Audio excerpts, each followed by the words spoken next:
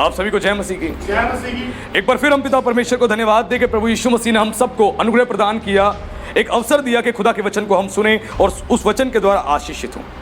आज कितने लोग हैं जो परमेश्वर के वचन के द्वारा आशीषित होना चाहते हैं? हाथ उठाएं। Very good.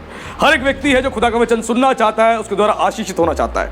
ये बाइबल जो है, ये पवित्र शास्त्र जो है, ये पवित्र शास्त्र ये परमेश्वर के दिल को बताता है कि परमेश्वर का दिल कैसा है। और जितना अधिक आप परमेश्वर के वचन का ज्ञान प्राप्त करते हैं, उतना अधिक आप परमेश्वर को जानते हैं। आज बहुत सारे क्रिश्चियंस परमेश्वर को नहीं जानते, उनको परमेश्वर के बारे में पता ही नहीं है। केवल एक बात बोलते हैं, Jesus I love you, daddy I love you. उनको लगता है केवल हम इतना कह रहे हैं और जीसस ने हमारे लिए क्रूस पे बलिदान दिया है, लहू बहाया है, वो हमसे बहुत प्रेम करता है, केवल इतना जानते हैं। बिल्कुल, हमारा परमेश्वर जो है वो हमसे बेहद प्रेम करता है, उसके प्रेम में कोई कमी नहीं है। लेकिन परमेश्वर को जानना बहुत जरूरी है। और परमेश्वर को हम कैसे जानेंगे? परमेश्वर के पवित्र वचन के द्वारा। Hallelujah, hallelujah. होशे उसके 4:6 में लिखा है, मेरी प्रजा में ज्ञान ना होने से मेरी प्रजा नाश हो गई। किस वजह से नाश हुई?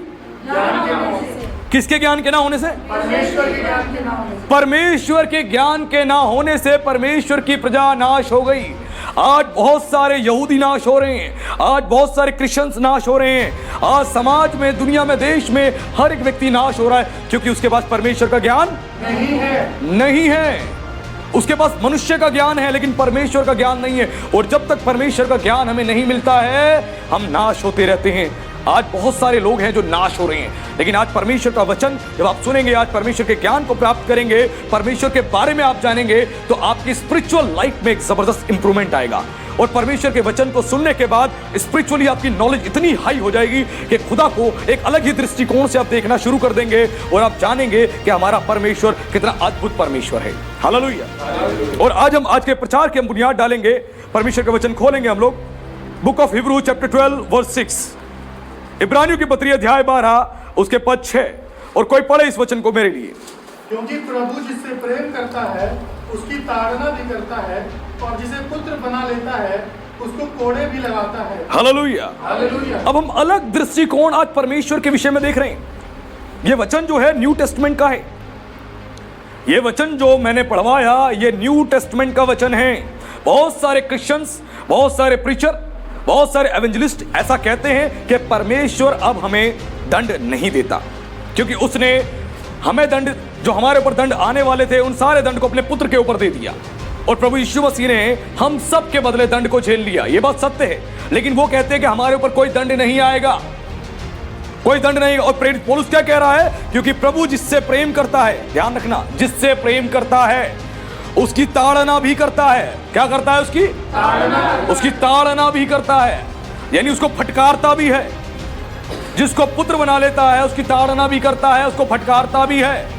केवल ये नहीं कि बेटा तू गलत रास्ते पे चलता रहा, मैं कुछ नहीं कहूंगा, मैं आंख मूंद करके मैं बैठा रहूंगा, तू जो करना है कर ले, तेरे पापों की क्षमा हो चुकी है, तू तो स्वर्ग ही जाएगा।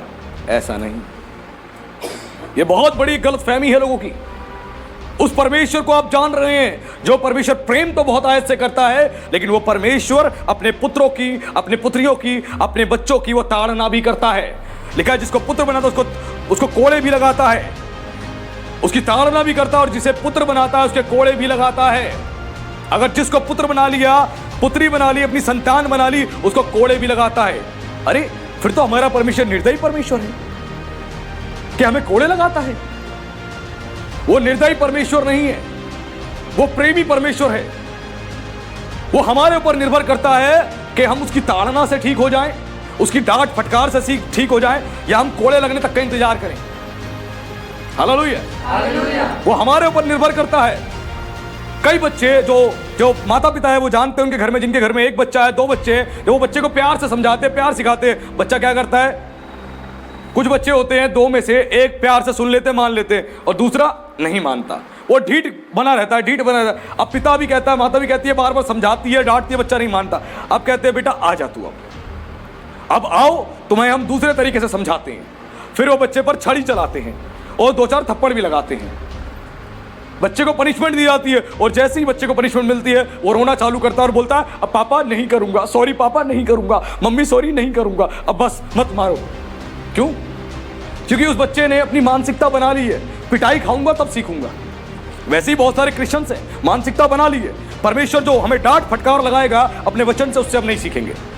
हम नहीं सीखेंगे तो परमेश्वर कह रहा है दूसरा तरीका है बेटा मेरे पास, अब कोड़े लगाऊंगा।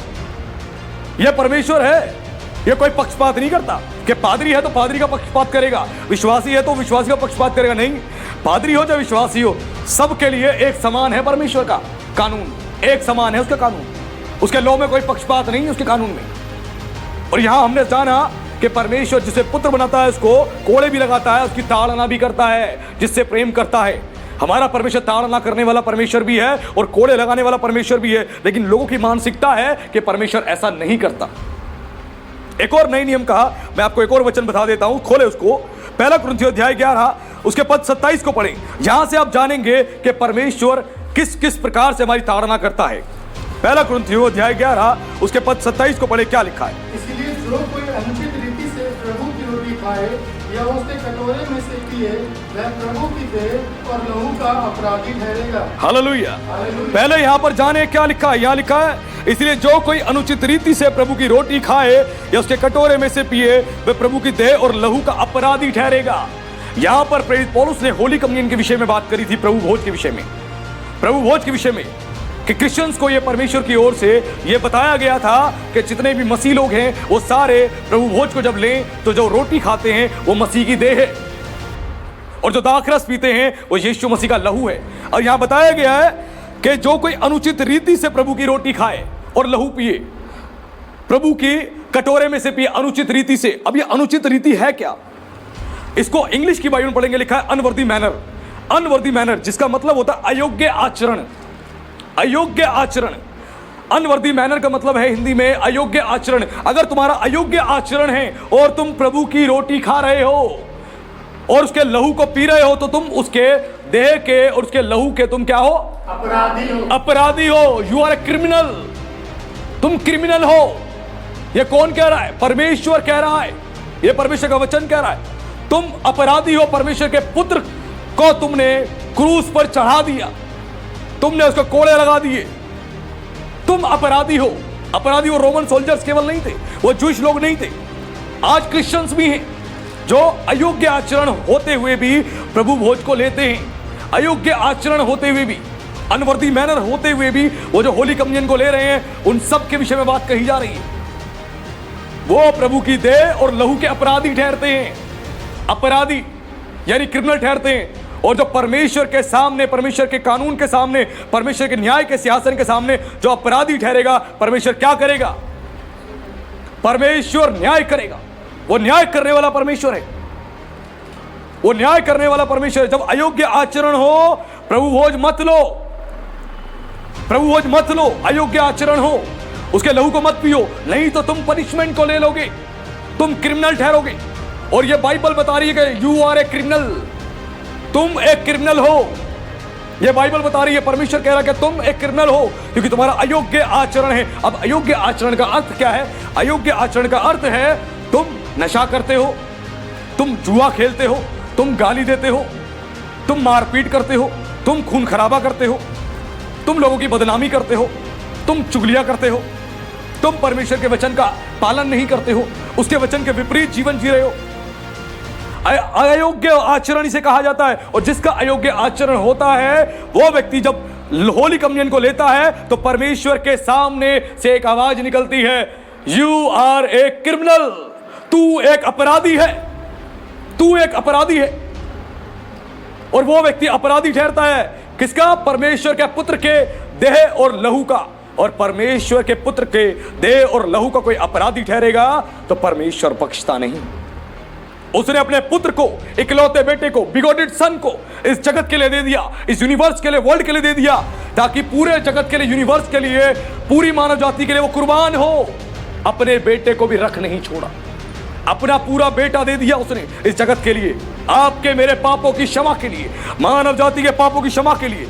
और हमने अगर उस पर विश्वास कर लिया, अपने पापों की क्षमा ले ली, हमने बैप्टिज्म ले लिया, अपने पापों को हमने धो लिया, उसके बाद भी यदि हम पाप भरा जीवन जीते हैं तो हम अयोग्य आचरण है हमारा, और हम उसके देह और लहू के अपराधी हैं, हम क्रिमिनल हैं। ये वचन बता रहा है। और जब हम क्रिमिनल बनते हैं तो क्या होता है? आगे पढ़े लिखा है, इसलिए मनुष्य अपने आप को जांच ले और इसी रीति से इस रोटी में से खाए और इस कटोरे में से पिए। इसीलिए पहले खुद को जांच लो, सेल्फ चेक कर लो कि तुम्हारा आचरण अयोग्य तो नहीं, कोई मेजर पाप तो तुम्हारे जीवन में नहीं, कोई मेजर सिन तो नहीं तुम्हारे पाप में, जीवन में कोई मेजर बड़े पाप तो नहीं कर रहे, कहीं व्यभिचार में तो शामिल नहीं, कहीं मर्डर तो नहीं कर रहे, चोरी तो नहीं कर रहे, प्रभु के दासों की बदनामी तो नहीं कर रहे, मेजर पापों में कहीं शामिल तो नहीं। अपने आप को चेक कर ले, सेल्फ चेक करें, सेल्फ चेक करें, खुद को जांच ले, फिर जाके होली कम्युनियन को लेने जाए, ऐसे नहीं। और अगर बिना जांचे लिया तो उसके बाद आगे पढ़े क्या लिखा है, क्योंकि जो खाते पीते समय प्रभु की देह को ना पहचाने वह इस खाने और पीने से अपने ऊपर दंड लाता है। हाँ, लिखा है क्योंकि जो खाते पीते समय प्रभु की देह को ना पहचाने, प्रभु की देह को ना पहचाने, वो खाने पीने से अपने ऊपर दंड लाता है। यानी वो खा तो रहा है केवल उसको रोटी समझ के, केवल दाखरस समझ के, रोटी समझ के खा रहा है, दाखरस समझ के पी रहा है। वो भूल गया है ये प्रभु की देह है जो मेरे लिए टूटी है, मेरे अपराधों के लिए, मेरे गुनाहों के लिए। वो भूल गया है, वो भूल गया है ये दाखरस है, ये प्रभु का लहू है जो मेरे पापों की क्षमा के लिए बहाया गया है। वो भूल चुका है, उसके बावजूद भी ले रहा है, भूल चुका है, वो अनुचित रीति से इसको ले रहा है, अयोग्य आचरण को रखते हुए ले रहा है। वो इसके कारण क्या होगा, उसके ऊपर दंड आता है। ऐसे व्यक्ति के ऊपर क्या आता है, दंड आता है। और वो दंड कैसा लिखा है, इसी कारण तुम में से बहुत से निर्बल है और रोगी हैं और बहुत से सो भी गए। कैसे कैसा दंड परमेश्वर देता है, वो ताड़ना करता है, वो ताड़ना करता है, वो कोड़े लगाता है। इसलिए लिखा है इसी कारण तुम में बहुत से निर्बल हैं और बहुत से रोगी हैं। होली कम्युनियन ले रहे हैं उसके बाद भी निर्बल हैं, सर में दर्द बना रहता है, कमर में दर्द बना रहता है, पैरों में दर्द बना रहता है, दर्द जा ही नहीं रहा। दूध भी पी रहे हैं, किसी ने बोला दूध पियो, दूध भी पी रहे हैं, किसी ने बोला कैल्शियम की गोली खाओ, वो भी खा रहे हैं, किसी ने बोला विटामिन की गोली खाओ, वो भी खा रहे हैं, किसी ने बोला प्रोटीन की चीज़ें खाओ, वो भी खा रहे हैं, किसी ने बोला चिकन कोरमा बना के खाओ, वो भी खा रहे हैं, पनीर खाओ, वो भी खा रहे हैं, अंडे खाओ, अंडे भी खा रहे हैं। तब भी कमजोरी कमजोरी लगती है शरीर में, समझ नहीं आता कमजोरी क्यों है, कमजोरी जा क्यों नहीं रही, जा क्यों नहीं रही। तुम में बहुत से निर्बल हैं इसी कारण से, क्योंकि तुम्हारा अयोग्य आचरण है, उसके बावजूद भी तुम होली कम्युनियन ले रहे हो, उसके बावजूद भी होली कम्युनियन ले रहे हो अयोग्य आचरण होने के बाद। इस कारण क्या है, तुम में बहुत से निर्बल हैं, तुम निर्बल हो, तुम कोई भारी काम कर ही नहीं पाते, तुम निर्बल हो। लोग तुम्हारे मुकाबले 2 घंटे उस काम को कर लेते, दौड़ लेते हैं, तुम तो आधा घंटा चलती थक जाते हो, मेरे से चला नहीं जा रहा, मैं थक गई। क्यों, निर्बलता है, तुम निर्बल हो, तुम थक गए हो, तुम कमजोर पड़ गए हो, तुम्हारे अंदर निर्बलता आ गई है, तुम प्रार्थना नहीं कर पा रहे हो, तुम बाइबल नहीं पढ़ पा रहे हो, क्योंकि तुम क्या हो, तुम निर्बल हो। निर्बलता के कारण तुम बाइबल भी नहीं पढ़ पाओगे, प्रार्थना भी नहीं कर पाओगे, तुम प्रेयर लाइफ तुम्हारा खत्म हो जाएगा, परमेश्वर के वचन को पढ़ने वाली जीवन तुम्हारी जिंदगी जो थी वो खत्म हो जाएगी। क्यों, अयोग्य आचरण होते हुए भी तुम प्रभु भोज को लिए जा रहे हो, इसके कारण तुम निर्बल हो। और लिखा है और उसके बाद रोगी हैं, तुम में बहुत से रोगी हैं, और उसके बाद तुम्हारे शरीर में बीमारियां बनी हुई हैं। जो होली कम्युनियन हमारी चंगाई है, जो हमारा छुटकारा है, जो हमारी आशीष है, उसको लेने के बावजूद भी, प्रभु की देह को ग्रहण करने के बावजूद भी, दाखरस को पीने के बावजूद भी, इस होली कम्युनियन में इतनी पावरफुल शक्ति है, इतनी सामर्थ है जो हमें चंगाई प्रदान कर सकता है, उसको लेने के बावजूद भी हम रोगी हैं। हमें पाइल्स है, हमें दिल की समस्या है, हार्ट की प्रॉब्लम है, माइग्रेन की प्रॉब्लम है, स्टोन की प्रॉब्लम है, बीपी की शिकायत है, थायराइड की दिक्कत है, तब भी जिस होली कम्युनियन में इतनी पावर है, इतनी शक्ति है, इतनी अद्भुत सामर्थ है कि आपका कैंसर तक खत्म हो सकता है, उसको लेने के बावजूद भी बीमार हैं, क्योंकि अनवर्दी मैनर हम लोग जी रहे हैं, अयोग्य आचरण है हमारा, जिसकी वजह से हम होली कम्युनियन लेने के बाद भी बीमार हैं। हमारी बीमारी नहीं जा रही, हमारा सर का दर्द नहीं जा रहा, पेट का दर्द नहीं जा रहा, लीवर का इलाज करवा रहे हैं, डॉक्टर ने कहा लीवर का भैया इलाज कराना पड़ेगा, लीवर का करा रहे हैं, गुर्दे का करा रहे हैं, किडनी का करा रहे हैं, हाथ पैरों का दर्द है, इलाज करवा रहे हैं, इलाज में लगे पड़े हैं, नई नई बीमारियां, नई नई प्रॉब्लम्स। ये क्या है, ये परमेश्वर कह रहा है कि जिस होली कम्युनियन को तुम ले रहे हो, जो तुम्हारी आशीष की बात है, वो तुम्हारे लिए एक दंड का कारण बन रही है। ये तुम्हारे लिए दंड का कारण, जो तुम्हारी आशीष की चीज है प्रभु भोज, उसको लेने के बावजूद भी तुम दंड पा रहे हो। तुम में बहुत से रोगी हैं, लिखा तुम में बहुत से रोगी हैं, और उसके बाद क्या लिखा आगे पढ़े, और बहुत से सो भी गए, और तुम में बहुत से सो भी गए। यानी बेटा तेरी टिकट कट गई, तेरी टिकट कट गई। तू तो मसीह है, एक अच्छा जीवन जी रहा था, जवानी में तू चल पड़ा, ये क्या हो गया? अभी तो तेरी उम्र कुछ भी नहीं थी, तू तो 25 साल का था, 30 साल का था, 40 साल का था, 50 साल का था, तेरी टिकट कट गई, तू तो चला गया। क्यों? प्रभु में सो गए। प्रभु ने कहा तू जिंदा रहते हुए पाप कर रहा है, चल तुझे सुलाई देता हूं, चल बेटा तू सुधर तो रहा नहीं, चल तेरे को सुलाई देता हूं परमानेंट, तू सो जा, तू सो जाएगा कम से कम तो गुनाह तो नहीं करेगा। आज आप में से कोई अगर जाके रात में सो रहा होता है तो क्या कोई गुनाह कर रहा होता है? सोते समय हम कैसे होते हैं? मदहोश, आधे हम मरे हुए होते हैं, हमारा मरा हुआ शरीर होता है नींद में। प्रभु कह रहा है इसीलिए तू सुधर तो रहा नहीं, एक काम कर, अब तुझे सुला देता हूं बेटा, सो जा, चल परमानेंट सुला देता हूं, तू सो जा। तू न्याय के दिन तक सोता रहे, न्याय के दिन तक सोता रहे। तू क्या करेगा जिंदा रह के? तू सुधर तो रहा नहीं, तू निर्बल था तब नहीं सुधरा, तू रोगी था तब नहीं सुधरा। अब इन दोनों बातों से नहीं सुधरेगा तो तीसरा काम मुझे करना पड़ेगा, तुझे सुलाई देता हूं, तेरी टिकट कट गई। एक बार एक मसीह ने मुझे कहा कि पास्टर जी, एक विश्वासी को मैं जानता था, बड़ा आत्मिक था, बड़ा वचन को पढ़ा करता था, वचन को जाना करता था, बड़ा अच्छा व्यक्ति था, लेकिन अचानक से वो फ्लाईओवर पर जा रहा था और ट्रक ने उड़ा दिया और वो मर गया। कह रहे मुझे समझ नहीं आया क्या हुआ उसके साथ, वो मर गया। इतना अच्छा व्यक्ति परमेश्वर ने क्यों बुला लिया? मैंने कहा ये तो आप जानते हो, मैं जानता हूं कि अच्छा था। परमेश्वर मनों को जांचने वाला है, मनों को जांचने वाला है, वो मनों को जांचता है। अगर आप नहीं सुधरोगे वो क्या करेगा? सुला देगा, वो टिकट काट देगा, कहेगा चल तेरी टिकट अब काट देता हूं, सोने की, जा तू जाके सो जा, वो सुला देगा। यह अयोग्य आचरण की वजह से होता है। जिस परमेश्वर को हम देख रहे हैं उस परमेश्वर का भय हमारे अंदर नहीं है। और हमारे अंदर पता है क्यों भय नहीं? घमंड के कारण, घमंड के कारण और परमेश्वर के ज्ञान न होने के कारण। जिन परमेश्वर ने कहा जिन 7 वस्तुओं से मैं घृणा रखता हूं, सबसे पहली चीज क्या बताई? घमंड से चढ़ी हुई आंखें। मैं पैसे वाला हूं तो बैठ लीजिए, कैसे बोल रहा है तू? है मालिक ऐसी करते हैं पैसे वाले, वो किसी को कुछ समझते ही नहीं, मैनेजर को कुछ समझते ही नहीं, जिस मर्जी की जहां मर्जी बेइज्जती कर देंगे, चाहे लड़की हो चाहे लड़का हो। ऑफिस में देखो पैसे वाला घमंडी आदमी जहां मर्जी बेइज्जती कर देगा, गाली दे देगा, जो मर्जी बोल देगा। घमंड से चढ़ी हुई आंखें। तू अपनी दृष्टि में अपने आप को इतना बड़ा बना चुका है, तू किसी को कुछ समझता ही नहीं, किसी को कुछ नहीं समझता। जब तू किसी को कुछ नहीं समझता, इसीलिए तू परमेश्वर को भी नहीं समझता। घमंड से चढ़ी हुई आंखें, परमेश्वर ने बात बोली और वो बात बताई गई यहां पर कि हम परमेश्वर के जब सामने अयोग्य आचरण को लेके आते हैं, होली कम्युनियन लेते हैं, उस रोटी को खाते हैं, उसके दाखरस को पीते हैं, उसके कारण हम दंड के अधिकारी हो जाते हैं। दंड के अधिकारी। जो होली कम्युनियन हमारे लिए आशीष की चीज है, वो हमारे लिए दंड, श्राप बन जाते हैं और हम परेशान हो जाते हैं। अब क्या करें? बहुत सारे क्रिश्चियंस कहते हैं कि हम प्रार्थना करवा रहे हैं, हमारे पास से प्रार्थना कर रहे हैं, हमें चंगाई नहीं मिल रही, हमें छुटकारा नहीं मिल रहा। अब वो क्या करते हैं? संडे स्किप करते हैं, वो भागते हैं दूसरे चर्च, वहां जाते हैं जीसस कॉल मिनिस्ट्री, हम जाते हैं अपोस्टल अंकुर नरोला की मिनिस्ट्री में, प्रॉफिट विजेंद्र सिंह की और फलाना फलाना मिनिस्ट्री में जाते हैं, वहां से चंगाई मिल जाएगी। यहां भी वहां भी सब जगह भटकते हैं, एक संडे वहां, एक संडे यहां, एक संडे यहां, सब जगह भटकते हैं, कहीं से तो चंगाई मिले। बाइबल क्या बता रही है? हम अयोग्य आचरण रखने के कारण रोगी हैं, हम निर्बल हैं और बहुत से लोग सो भी गए। आप जहां मर्जी भाग जाओ, लोगों को लगता है मेरा पास्टर अभिषिक्त नहीं है, सामर्थ्य नहीं है, वो प्रार्थना कर रहा, चंगाई नहीं उतर रही, इसे फोन करके दूसरे को कहते हैं एक काम करो तुम मेरे लिए प्रार्थना कर देना, मेरे पास्टर जी प्रार्थना तो कर रहे लेकिन चंगाई नहीं मिल रही, आप भी प्रार्थना कर दो प्लीज, मैं चंगी हो जाऊं, मैं चंगा हो जाऊं।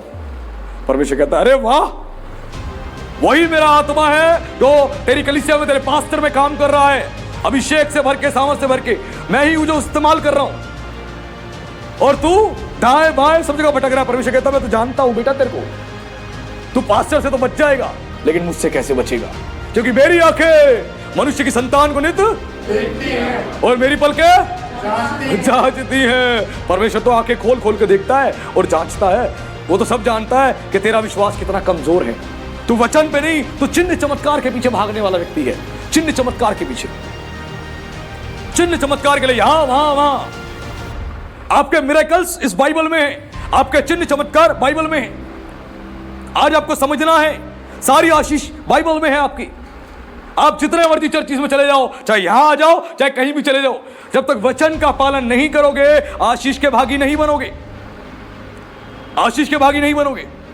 और पिछले दिनों हमने जाना कि हम लोग भी आत्मिक रीति से क्या है, इजरायली और यहूदी है। हम भी आत्मिक रीति से इजरायली और यहूदी हैं। और परमेश्वर ने बहुत सारी आशीषें इजरायलियों को और यहूदियों को दी थी, उनके साथ कुछ उनको चेतावनी भी दी थी, जिसको हम जानेंगे और जिससे परमेश्वर के बारे में और अधिक हम सीखेंगे, जानेंगे। उसके लिए खोलेंगे हम व्यवस्था विवरण अध्याय 28 उसके पद 15 से पढ़े। क्या लिखा है?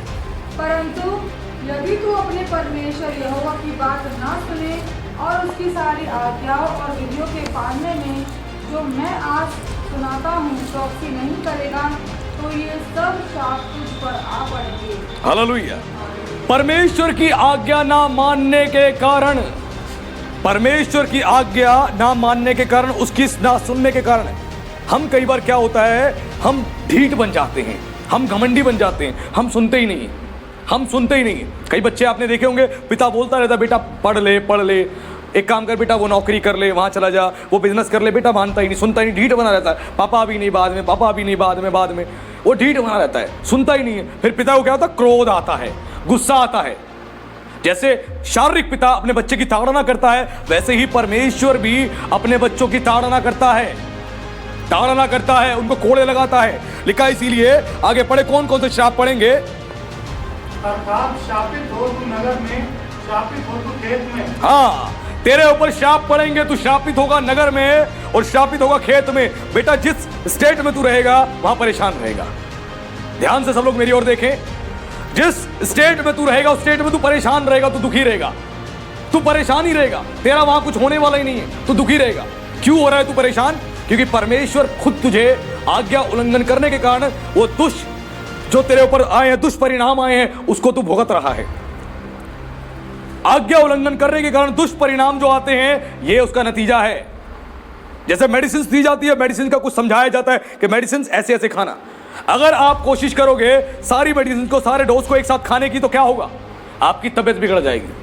हैवी डोज आपने खा लिया, तबियत बिगड़ जाएगी। या मेडिसिन को नहीं खाओगे तो आप हील नहीं होगे। वैसे परमेश्वर की आज्ञा नहीं मानोगे, उसके वचन को नहीं मानोगे, ये मॉरल लॉज हैं, ये कोई व्यवस्था की बातें नहीं है। कोई सोचे पास्टर नवीन जो है व्यवस्था की बातें सिखा रहा है, ये व्यवस्था की बातें नहीं, ये मॉरल लॉज हैं, ये मॉरल लॉज हैं, एक नैतिक नियम है, ये फंडामेंटल लॉज है, ये बुनियादी शिक्षा है जो हर एक यहूदी को, हर एक क्रिश्चियन को माननी जरूरी है, माननी जरूरी है।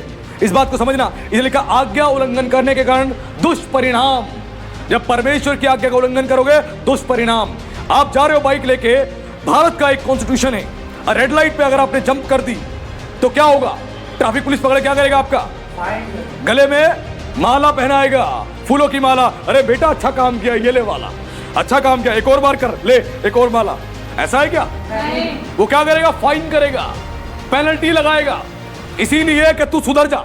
अभी भी नहीं सुधरेगा तो उसके बाद तुझे अब सुधरना पड़ेगा। पहली बार पेनल्टी करेगा, फाइन लगाएगा, अगर दोबारा तू पकड़ा गया फिर क्या करेगा? वो गाड़ी ही सीज कर लेगा, कहेगा भाई गाड़ी अपनी बंद करवा दे तू। तेरे चलान बहुत सारे देखे, रेड लाइट जंप करने के, एक्सीडेंट के बहुत सारे चलान है। तू भैया तू अच्छा आदमी नहीं है, तू चल तेरी गाड़ी बंद करूं।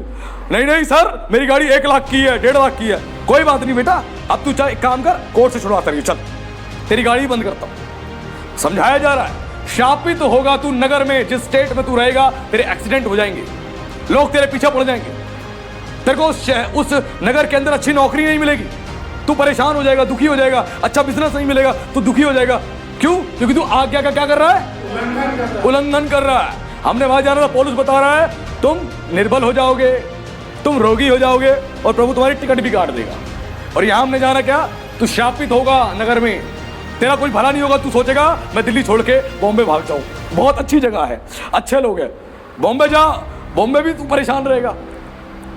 तू देश छोड़ के सोचे दूसरे देश चला जाऊं, चला जा, तू वहां भी परेशान रहेगा। अगर आज्ञा नहीं मानेगा तो जहां मर्जी भाग बेटा, आज्ञा नहीं मानेगा तो परेशान ही रहेगा। शापित होगा तू नगर में, उसके बाद शापित हो, क्या लिखा है? खेत में। तू शापित होगा खेत में, जो नौकरी कर रहा होगा उस नौकरी में तू परेशान रहेगा। तू सुबह जाएगा और दिन भर तेरा बॉस, तेरा मालिक किल किल किल किल किल किल तेरे साथ करता रहेगा, तुझे सुनाता रहेगा, डांटता रहेगा, फटकारता रहेगा, तू परेशान हो जाएगा।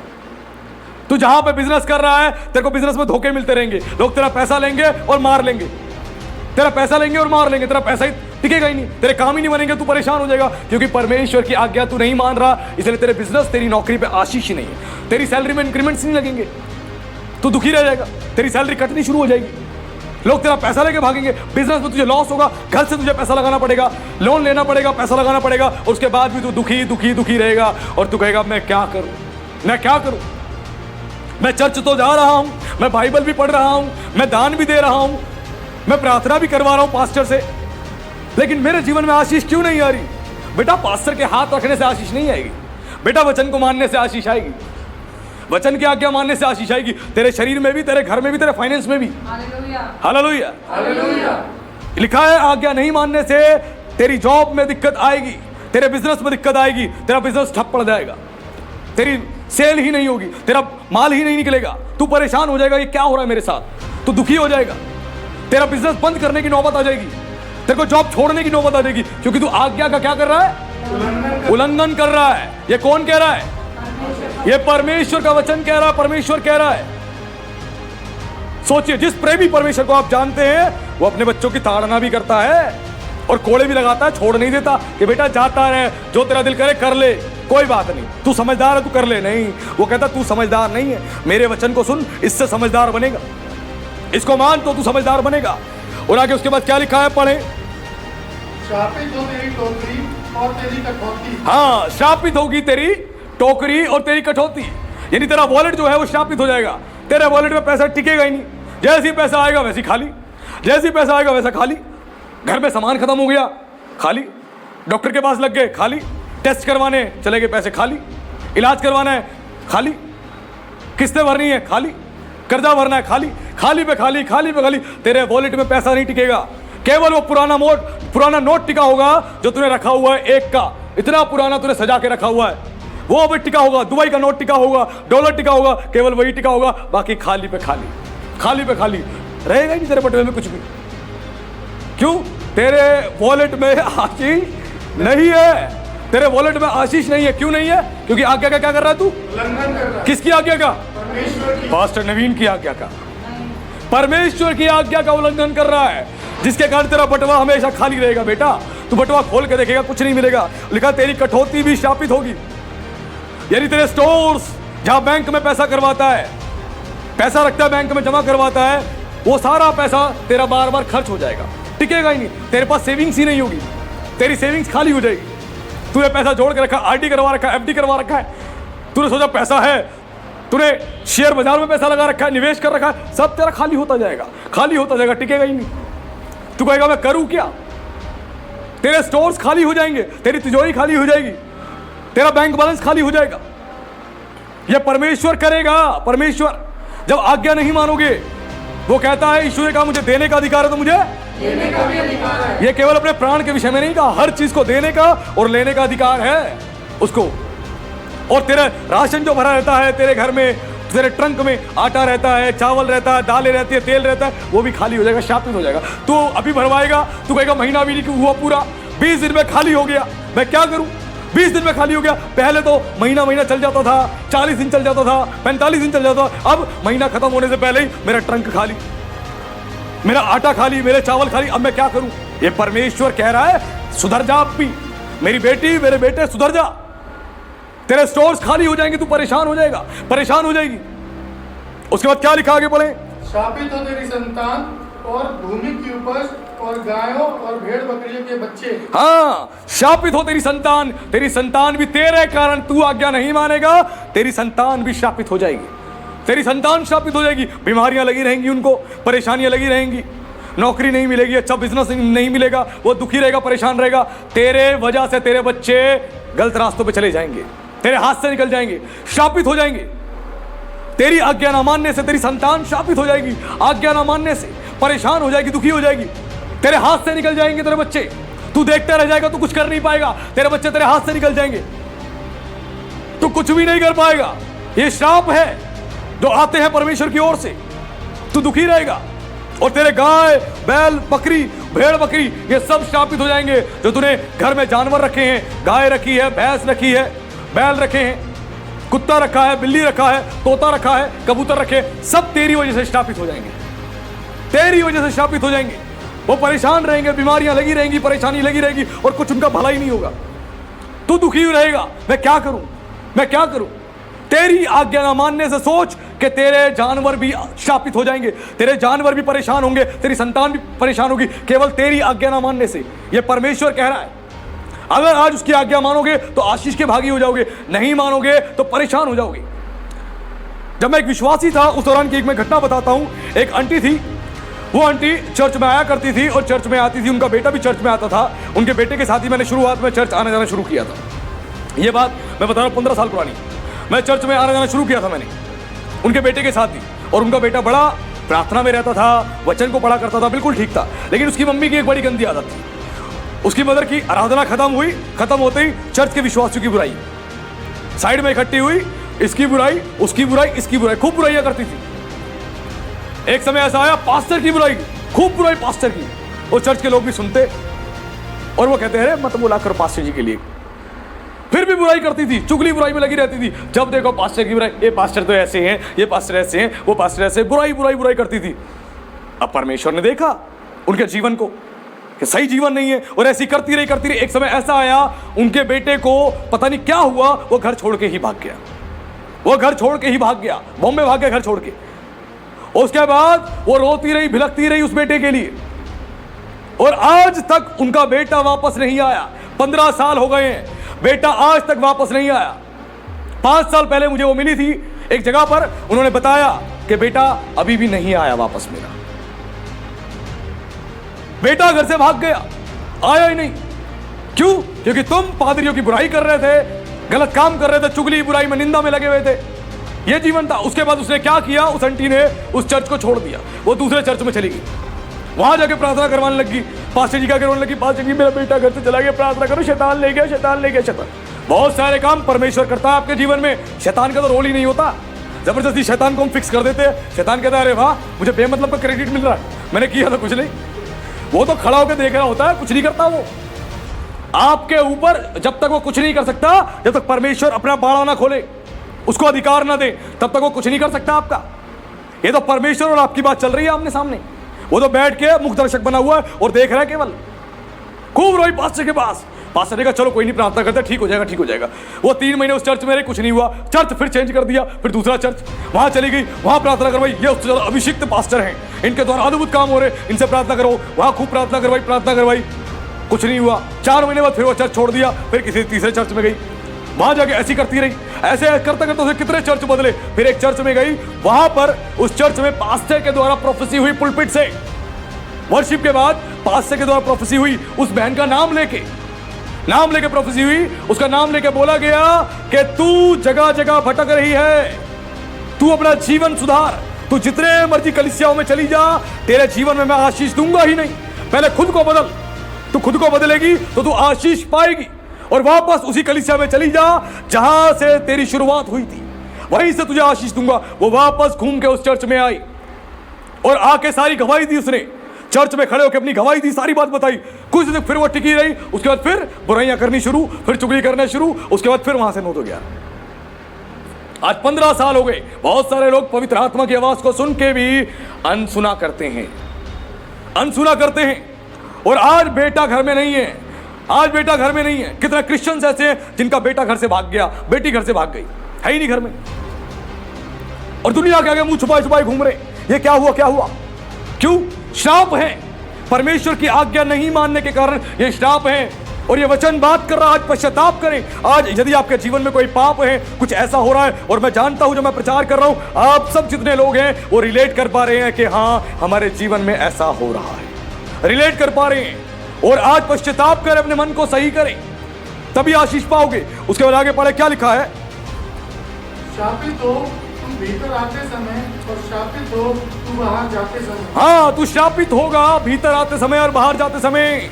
तू अपने घर में आएगा तो घर में किलकिल लगी रहेगी, रोना धोना लगा रहेगा, घर में ड्रामे लगे रहेंगे। तू घर में घुसा, लड़ाई झगड़े चल रहे हैं घर में, चुगली बुराई चल रही है, बीवी कह रही है इसने ऐसा किया, उसने ऐसा किया, माँ कह रही है उसने ऐसा किया, इसने ऐसा किया, बच्चे कह रहे मम्मी ने ऐसा किया, भाई ने ऐसा किया, पड़ोसी ने ऐसा किया। घर में घुसते किल किल किल किल किल किल किल किल किल। तू दुखी हो जाएगा। तू सोचेगा बाहर तो चल परेशान रहा, अब घर आके सुकून मिलेगा। तू घर में घुसा तो यहां चिड़ियाघर बना हुआ है, माँ अलग सुना रही है, बाप अलग सुना रहा है, बच्चे अलग सुना रहे हैं, सब परेशान। ये क्या करे, चिड़ियाघर बना पड़ा, चुगली बुराई से परेशान। अब वो आदमी कह रहा अपने सर पीट कर मैं करूं क्या, मैं करूं क्या, दुखी हो गया। फिर वो बाहर जा रहा है तो बाहर जाते फिर फोन आ गया, कहाँ हो, जल्दी घर में आओ वापसी। भीतर आते समय भी आशीष नहीं है, जाते समय भी आशीष नहीं है। पहुंचा जॉब पर, फोन आ गया, घर पे आ जाओ, मैं परेशान हो गई हूं, ठीक है ना, तुम्हारी माँ ने मुझे दुखी कर दिया, तुम्हारी बहन ने दुखी कर दिया, तुम्हारे बच्चों ने दुखी कर दिया, आ जाओ, मैं दुखी हो गई हूं, तुम्हारे भाई ने दुखी कर दिया, पड़ोसी ने दुखी कर दिया, वापसी आओ। अब वो कह रहा मैं करूं क्या यार, अभी तो काम पर पहुंचा हूं, फिर से बुला लिया, वापसी आओ, वापसी आओ, वापसी आओ। और वो फिर वापसी आते फिर किल किल किल किल किल किल किल। अब वो कह रहा है मैं करूं क्या, मैं नौकरी करूं, मैं घर में बैठ जाऊं, मैं करूं क्या, मैं दुखी हो गया हूं। और ये प्रचार सुनते समय हर एक व्यक्ति से खुदा बात कर रहा है, उसका वचन बात कर रहा है, और लोग रिलेट कर पा रहे हैं कि हाँ हमारे जीवन में ऐसा हो रहा है। भीतर आते समय, बाहर जाते समय तू श्रापित रहेगा। उसको आगे बढ़े क्या लिखा है, फिर जिस जिस काम में तू हाथ लगाए उसमें यहोवा तब तक तुझको शाप देता और भयातुर करता और धमकी देता रहेगा जब तक तू मिट न जाए और शीघ्र नष्ट ना हो जाए। और इस कारण होगा कि तू यहोवा को त्याग कर दुष्ट काम करेगा। हालेलुया। अब परमेश्वर देखिए, परमेश्वर क्या एक्शन लेगा जब आप उसके विरुद्ध पाप करेंगे, तो परमेश्वर ये सब तो करेगा ही करेगा। आपकी फाइनेंशियल आशीष को रोकेगा, आपकी फैमिली की ब्लेसिंग्स को रोकेगा, वो खुद रोकेगा, आपके बिजनेस की आशीष को रोकेगा, आपके जो रिलेशनशिप है उसको भी रोकेगा। उसके बाद आगे क्या लिखा है, इसमें लिखा है कि जिस जिस काम में तू हाथ लगाए उसमें यहोवा तब तक तुझको शाप देता और भयतूर करता रहेगा और धमकी देता रहेगा। तुझे डराता रहेगा और तुझे धमकी देता रहेगा। कौन देगा धमकी, परमेश्वर। कौन देगा, परमेश्वर। पक्का, हाँ।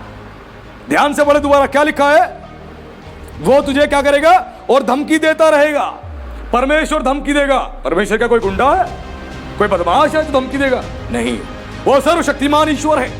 जैसे एक पिता अपने बेटे को बोलता तू सुधर जा, अगर तू नहीं सुधरा, तूने गलत काम नहीं छोड़े तो बेटा ध्यान रख शाम को तेरी पिटाई है। परमेश्वर कह रहा है ऐसी धमकी दूंगा तुझे, तू सुधर जा। मैं भी धमकी देता हूं, केवल तू शारीरिक पिता नहीं है, मैं हूं। वो कहता है मैं टेढ़े के साथ तिरछा होता हूं, जब सीधी उंगली से घी नहीं निकलता तो उंगली टेढ़ी कर देता है। वो कहता है ऐसे निकालूंगा घी। धमकी देगा, धमकी, तुझे डराता रहेगा और तू डरा रहेगा, भयभीत रहेगा। तू सोचेगा मैं क्या करूं, तू डरा रहेगा। जितने कामों में हाथ डालेगा सारे काम तेरे विफल हो जाएंगे, सारे काम। जितने मर्जी एक्सपर्ट आदमी से काम करा, तेरे सारे काम विफल होंगे। क्यों? क्योंकि तू आज्ञा को नहीं मान रहा है, तू आज्ञा नहीं मान रहा है।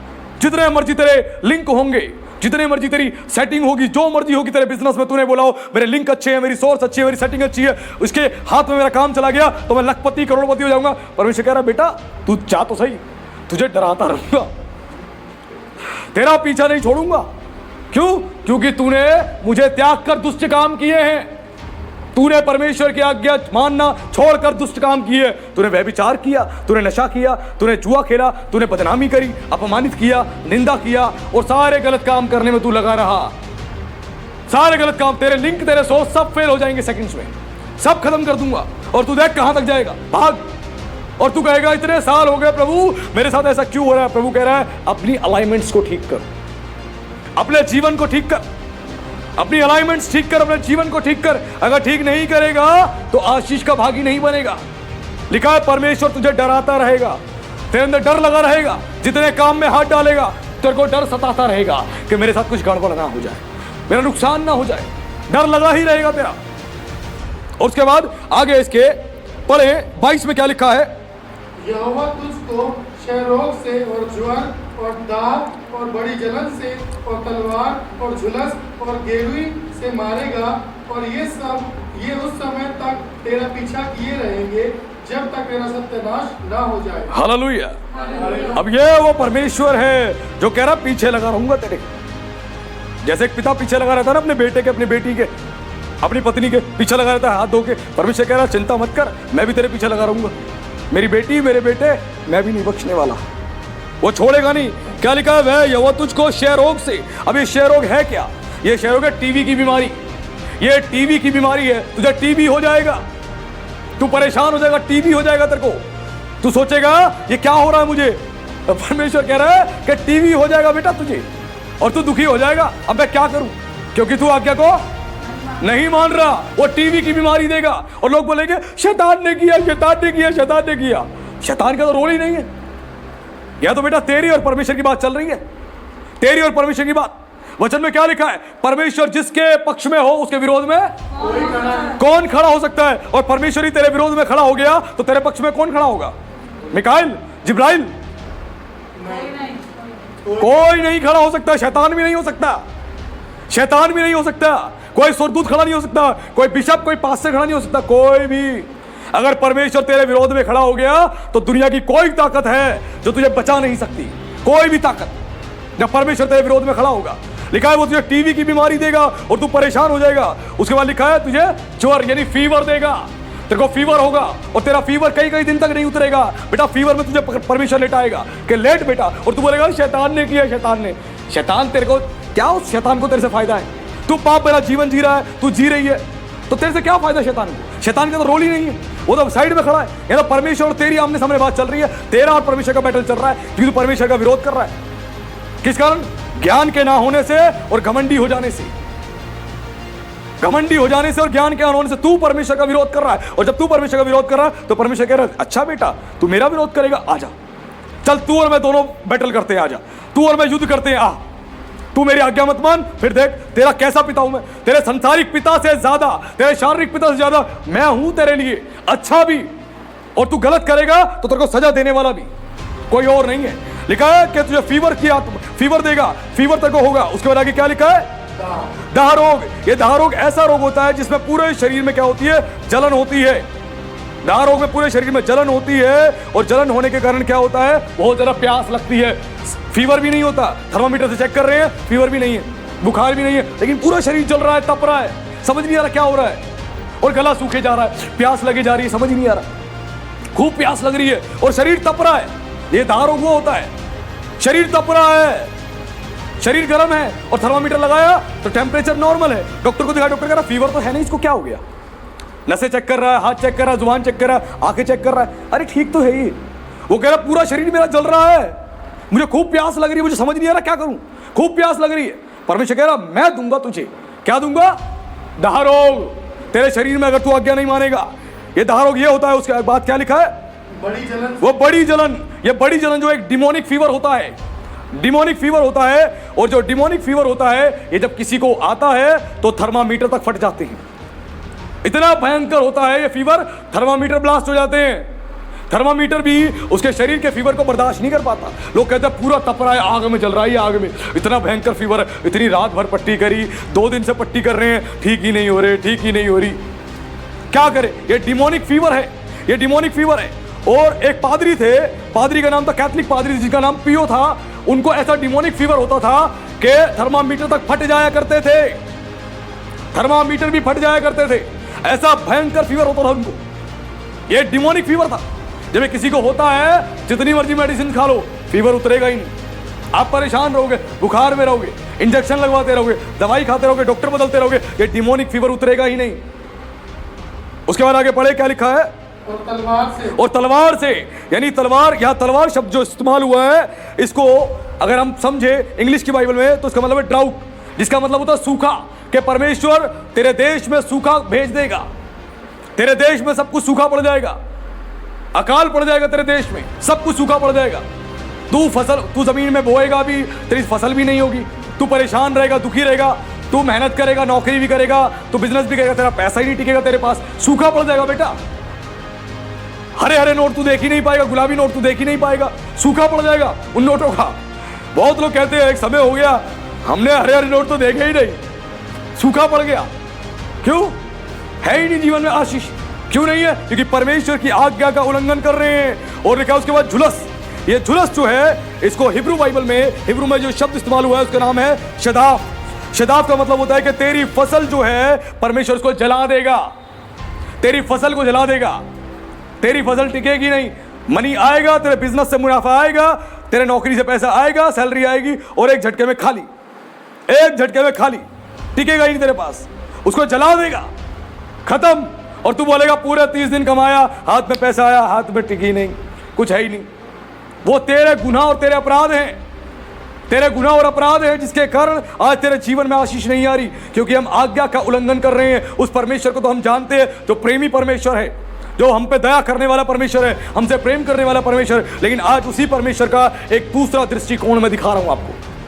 दूसरा दृष्टिकोण कि आप जानो कि जब आप उसकी आज्ञा नहीं मानते तो परेशानियां आती है। वो परमेश्वर हमारा ऐसा नहीं है कि हमें फाइनेंशियल आशीष नहीं दे सकता, हमारी हेल्थ को ब्लेस नहीं कर सकता, हमारी फैमिली ब्लेस नहीं कर सकता, हमारी जनरेशन को ब्लेस नहीं कर सकता। उसने बाइबल में हमें फाइनेंशियल आशीष के लिए भी बोला है, हमें फिजिकल हीलिंग्स के लिए भी बोला है, उसने हमें हमारी जनरेशन को ब्लेसिंग के लिए भी बोला है। हर चीज की उसने आशीष दी है, लेकिन आज आशीष अगर नहीं ले पा रहे तो उसके पीछे हमारी खुद की गलती है।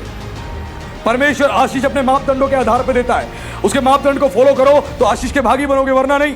उसके बाद लिखा है गेरुए, जो बीमारी है इसको कहते हैं स्किन डिजीज, कुष्ठ रोग। तेरे को कुष्ठ रोग हो जाएगा, स्किन डिजीज हो जाएगा, तेरे को एलर्जी हो जाएगी, तेरे शरीर में एलर्जी हो जाएगी, सफेद सफेद तेरे शरीर में निशान हो जाएंगे, तेरे शरीर में सफेद सफेद निशान हो जाएंगे, स्किन डिजीज हो जाएगी, एलर्जी हो जाएगी। तू खुजाता रहेगा, खुजाते खुजाते वो स्किन तू लाल कर देगा, तू रगड़ रगड़ के खुजा के स्किन को लाल कर देगा, और उसके बाद खुजाते खुजाते तेरी स्किन से लहू बहना शुरू हो जाएगा, स्किन डिजीज हो जाएगी, तू परेशान हो जाएगा। तेरे शरीर में परमेश्वर ऐसे रोक देगा, स्किन डिजीज हो जाएगी, तू खुजाता रहेगा, यहां सफेद वहां सफेद, तू अपनी चमड़ी को देख रहा है सब जगह सफेद। एक बहन को मैं जानता हूं, जब मैं एक पास्टर नहीं था तो वो बहन जो एक विश्वासी बहन थी, बहुत पुरानी विश्वासी थी, उसने क्या हुआ, उसने जिद बहस करके एक लड़के से विवाह करने का निर्णय लिया, जिद करके। और पास्टर ने भी मना किया कि वो लड़का तुम्हारे लिए ठीक नहीं है, परिवार ने मना किया, लेकिन वो नहीं मानी। जिद करके उसने क्या करा, उसने शादी कर ली। और शादी करने के बाद उसके बाद 1 से 2 साल बड़ी मुश्किल से उसकी शादी चली, और लड़का उसको छोड़ के भाग गया। वो कुछ महीने अपने घर में रही, परिवार से लड़ती रही, सब कुछ करती रही। ससुराल ने बोला हम क्या करें, हमें खुद नहीं पता बेटा कहाँ है, उसको वापस उसके मायके भेज दिया। और लड़की उसके बाद कई सालों तक ऐसे जीवन जीती रही। वो चुगली करती थी, पादरियों की, विश्वासियों की बुराई करती थी, पवित्र आत्मा की निंदा करती थी, वो इसी में लगी रहती थी। और चर्च में आके बड़ी रिलीजियस बन जाती, धार्मिक बन जाती थी, आंसू से प्रार्थना करती थी, प्रभु जी जगाई दे दो, प्रभु जी आशीष दे दो, प्रभु जी अपने दास को अभिषेक दे दो, प्रभु जी। और पीछे से पास्टर की इतनी बुराइयां करती थी, इतनी बुराइयां पूछो मत। और चर्च में बड़ी अच्छी प्रार्थना। परमेश्वर ने उसके शरीर में कुष्ठ रोग डाल दिया, शरीर में स्किन डिजीज हो गए, वो परेशान, यहां खुजाती वहां खुजाती, बहुत परेशान। और कई साल तक बिना विवाह के रही, कई साल तक बिना विवाह के परेशान रही। और एक दिन मैंने बोला भी था, मैंने कहा सिस्टर हो सकता है आपके जीवन में कोई ऐसा पाप हो जिसकी वजह से आप परमेश्वर के सामने दोषी हो, तो परमेश्वर के आगे अपनी गलती मान लो। नहीं, मैंने कोई ऐसी गलती करी नहीं, जो गलती करी थी मैंने तो मान ली, मैंने तो कोई गलती करी नहीं। अहंकार। और उसके कई साल तक वो बिना विवाह के रही, उसकी उम्र बीतती गई। और जब उसने रो के पश्चाताप किया, रो के अंगीकार किया प्रभु के आगे, कन्फेस किया, पवित्र आत्मा से माफी मांगे अपने गुनाहों के लिए, अपने जीवन के लिए, फिर परमेश्वर का अनुग्रह उस पर हुआ, परमेश्वर उसके पाप क्षमा किए, और परमेश्वर ने एक उसको जीवन साथी की आशीष दी। आज विवाह करके अच्छे से अपने जीवन को गुजार रही है। हालेलुया। जब परमेश्वर की आज्ञा का उल्लंघन करोगे तो आशीष से हमेशा वंचित रहोगे, परेशान रहोगे। कुछ रोग भेजेगा, एलर्जी भेजेगा, और एलर्जी के साथ एक और बीमारी है, वो है अस्थमा आएगा तुम्हारे अंदर। यह बीमारी है, ये जो रोग बताए गए उन रोग में एलर्जी है, अस्थमा है। तुम्हें अस्थमा हो जाएगा, तुम परेशान, तुम्हारी सांस उखड़नी शुरू हो जाएगी। तुम चलोगे फिरोगे, जैसी सीढ़ी चढ़ोगे तुम्हारी सांस उखड़ेगी, तुम चल ही नहीं पाओगे, कोई काम ही नहीं कर पाओगे, तुम्हें अस्थमा हो जाएगा। यह परमेश्वर देगा दंड, अस्थमा हो जाएगा। आज्ञा उल्लंघन करने के कारण तेरे शरीर में ये बीमारियां आ जाएंगी, क्योंकि तू आज्ञा का क्या कर रहा है, उल्लंघन कर रहा है आज्ञा का। इस कारण तेरे शरीर में ये सारी बीमारियां आ जाएंगी और तू परेशान हो जाएगा। उसके बाद पढ़े उसके 25 में क्या लिखा है, यहोवा तुझको शत्रुओं से हरवाएगा और तू एक मार्ग से उनका सामना करने को जाएगा, परंतु 7 मार्ग से होकर उनके सामने से भाग जाएगा और पृथ्वी के सब राज्यों में मारा फिरेगा। हाँ, परमेश्वर ऐसा करेगा कि तेरे जो शत्रु हैं, हर एक मसीह का शत्रु जो है वो शैतान है और बहुत सारे लोगों को शैतान इस्तेमाल करता है हमारा शत्रु बना के, तो हमें नुकसान पहुंचाना चाहते हैं, हमें परेशान करना चाहते हैं। दुष्ट आत्माएं, शैतानी आत्मा उनको ऑपरेट करती हैं हमें नुकसान पहुंचाने के लिए। तो शैतान जो है वो तेरे ऊपर प्रबल हो जाएगा, तेरे जीवन को नाश कर देगा, तेरा प्रेयर लाइफ खत्म कर देगा, तेरा स्पिरिचुअल लाइफ खत्म कर देगा, तेरा पूरी तरह से आत्मिक जीवन नाश कर देगा और तुझे पाप में धकेल देगा, क्योंकि परमेश्वर ऐसा करेगा, क्योंकि तू उसकी आज्ञाओं को नहीं मान रहा, उसकी आज्ञाओं को नहीं मान रहा, और तू परेशान रहेगा और तू सोचेगा कि यहां मुझे परेशान कर रही है दुष्ट आत्माएं, एक काम करो, या इतने लोग मुझे परेशान कर रहे हैं, मैं दिल्ली छोड़ के बॉम्बे चला जाऊं, मैं कर्नाटक चला जाऊं, मैं तमिलनाडु चला जाऊं, या मैं देश छोड़ के दूसरे देश चला जाऊं, दुनिया के देश के राज्य में तू भागा भागा फिरेगा कि कोई मेरा वहां कुछ बिगाड़ नहीं पाएगा। बेटा तू भूल जा, सब जगह से तेरे शत्रु तेरे ऊपर अटैक करेंगे और तू परेशान हो जाएगा, सब जगह से अटैक करेंगे और तू परेशान होएगा और तू रोएगा और भिलकेगा कि अब मैं क्या करूं, मुझे समझ नहीं आ रहा, मैं क्या करूं। ऐसा तेरा जीवन हो जाएगा और तू बहुत दुखी हो जाएगा और तू सोचेगा कि उसका मैं सामना करने जाऊं। तू सामना करने जाएगा तो सही, लेकिन तू 7 मार्ग से भागेगा, 7 मार्ग से, यहां से भी भागेगा, यहां से भी भागेगा, सब जगह से भागता रहेगा और तू कहेगा मैं क्या करूं, मैं इससे बच के कहां जाऊं, मैं वहां जाऊं, वहां से भी भागेगा, मैं वहां जाऊं, वहां से भी भागेगा, तू जहां जहां जाएगा सब जगह से भागेगा और तू भागता ही रहेगा। यह परमेश्वर का वचन है, यह सिखा रहा है। अगर आज भी वचन सुन के हृदय नहीं बदला तो परमेश्वर अपने वचन के अनुसार काम करना जानता है, वो जानता है। आज भी वचन सुन के मन नहीं बदला तो ये खुदा का वचन है, ये पास्टर नवीन का नहीं है, ये परमेश्वर का वचन है और जीवित है, ये प्रबल है। हमने सुना इब्रानियों 4:12 में लिखा है परमेश्वर का वचन जीवित, प्रबल और 2-धारी तलवार से अधिक चोखा है, जो प्राण को और गूदे को आर पार छेदता है और मन के विचारों को जांचता है। ये वचन आएगा, ये प्रबलता से चढ़ जाएगा आपके ऊपर, चढ़ाई कर देगा। जैसे शत्रु चढ़ाई करता है वैसे वचन ये चढ़ाई कर देगा आपके ऊपर, आपको गिरा देगा और आपके आर पार छेदना चालू करेगा। वचन का प्रचार आपको आर पार छेदेगा और तुम बेबस हो जाओगे, कुछ कर नहीं पाओगे, क्योंकि तुम्हें आर पार छेद रहा है, वो छेद रहा है। और उसके बाद तुम्हारे मन को जांचेगा, तुम्हारे हृदय को जांचेगा कि वचन सुनने के बाद क्या तुम पश्चाताप कर रहे हो या तुम पास्टर को ही बुरा भला कह रहे हो, या तुम उससे नफरत कर रहे हो। वो तुम्हारे मन को जांचेगा और जैसा तुम्हारा मन का विचार होगा वैसी तुम्हारी आशीष होगी, वैसी तुम्हारी आशीष होगी। अगर भौतिक जीवन में आशीष चाहते हो तो आत्मिक जीवन तुम्हारा आशीषित होगा, तभी तुम्हारे भौतिक जीवन में आशीष आएगी। अगर आत्मिक जीवन तुम्हारा नाश हो चुका है, खत्म हो चुका है, या तुम्हारे आत्मिक जीवन में कुछ भी नहीं बचा, तो भौतिक जीवन में आशीष नहीं मिलेगी। यहां परमेश्वर यही बता रहा था इस्राएलियों को कि आत्मिक जीवन ठीक कर लो तो तुम भौतिक आशीषें सारी पालोगे, भौतिक आशीषें पालोगे। आत्मिक जीवन ठीक नहीं है, तुम्हारे जो रूट्स जड़ें ठीक नहीं है, तो तुम कभी भी आशीष के भागी नहीं बन सकते, तुम परेशान रहोगे, तुम दुखी रहोगे। उसके बाद आगे पढ़े, इसके 27 में क्या लिखा है, यहोवा तुझको मिस्र कैसे फोड़े और बवासीर और दाग और खुजली से ऐसी पीड़ित करेगा कि तू चंगा ना हो सकेगा। हालेलुया। हालेलुया। लिखा है परमेश्वर तुझको जो है मिस्र कैसे फोड़े। अब मिस्र में जो फोड़े हुए थे वो क्या थे?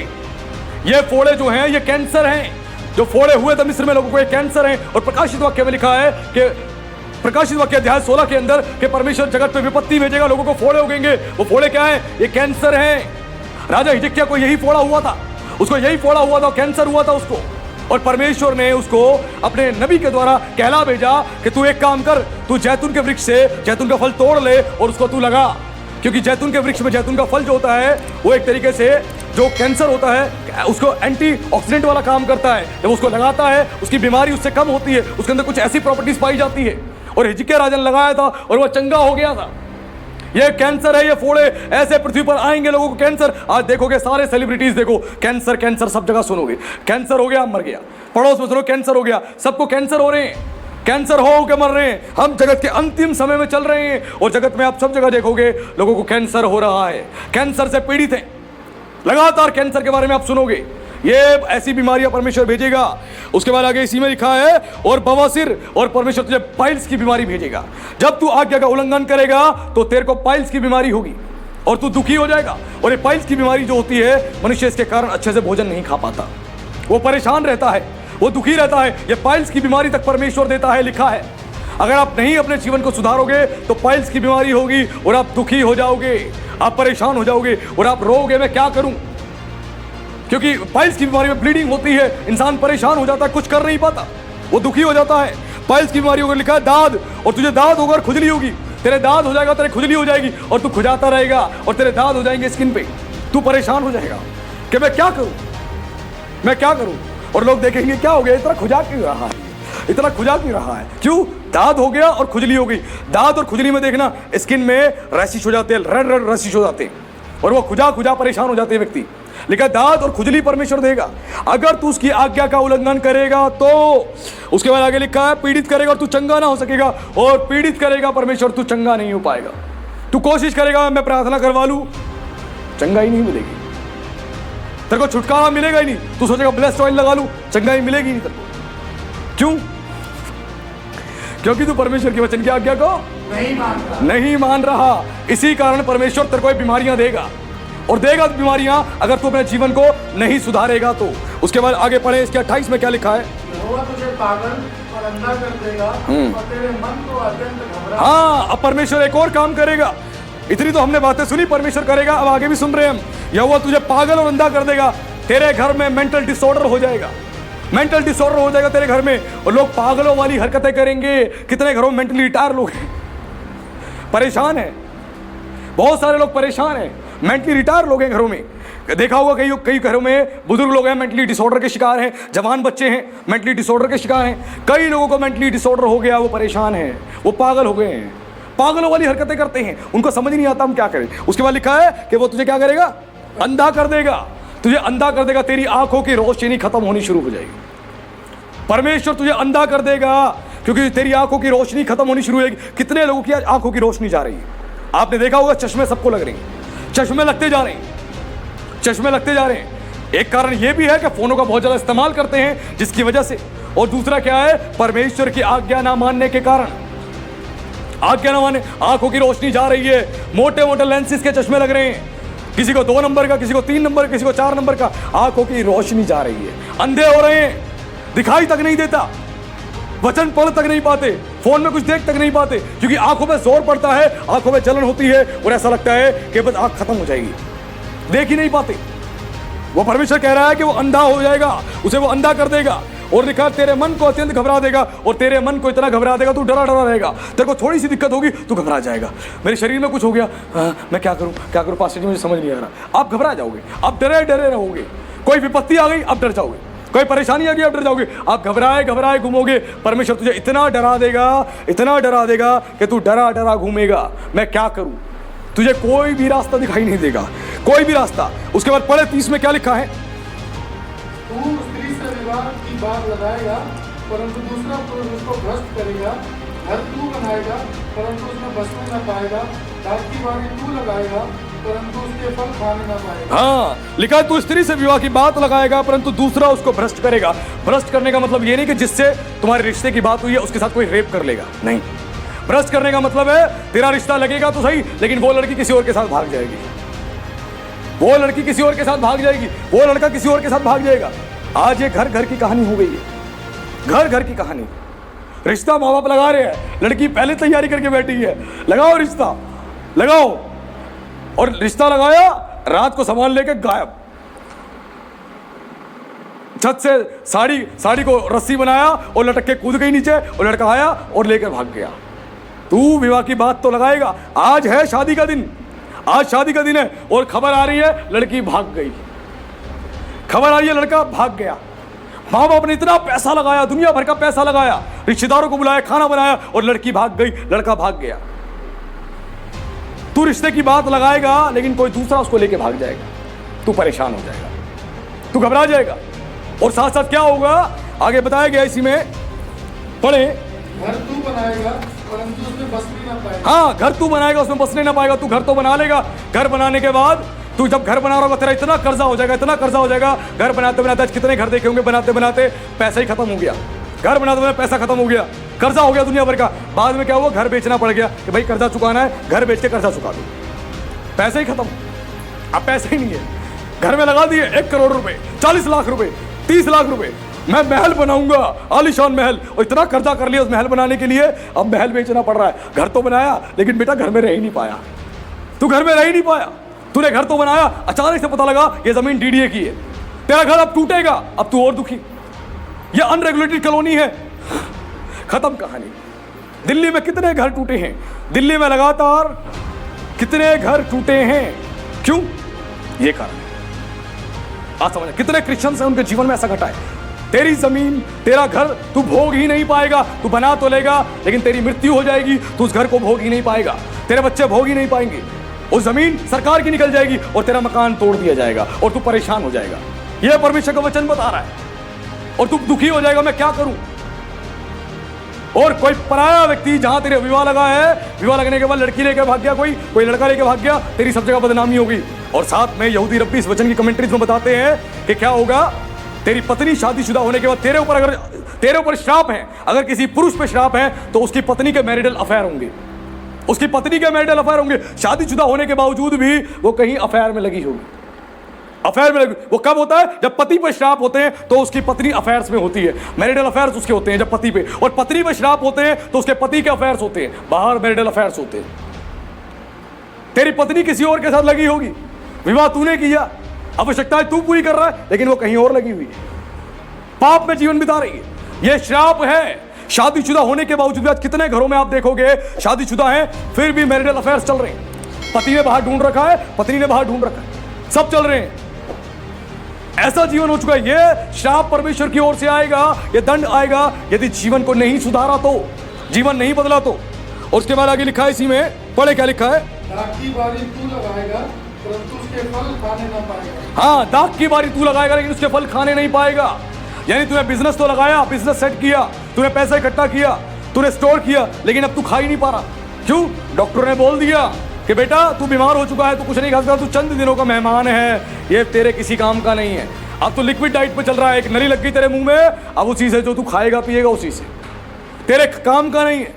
तू लगाएगा, मेहनत तू करेगा, परिश्रम तू करेगा, घर तू बनाएगा, सब कुछ करेगा, दाग की बारी तू लगाएगा, लेकिन तू उसका भोग ही नहीं पाएगा। तू दुखी हो जाएगा, तू परेशान हो जाएगा। वचन को ध्यान से सुनना, हर एक व्यक्ति, यहां बैठे हर एक व्यक्ति के लिए वचन ध्यान से सुने।